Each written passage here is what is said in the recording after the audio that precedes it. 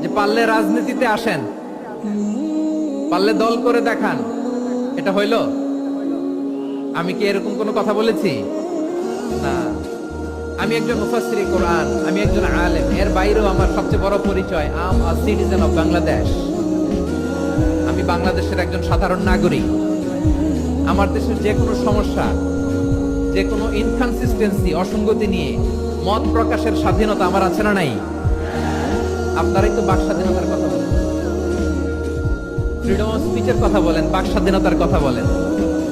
তো আপনারাই যদি আবার কোন মন্তব্যের কারণে বলেন যে রাজনীতির মাঠে আসেন, দল করেন, দেখি কতটুকু পারেন, এটা ঠিক হবে না।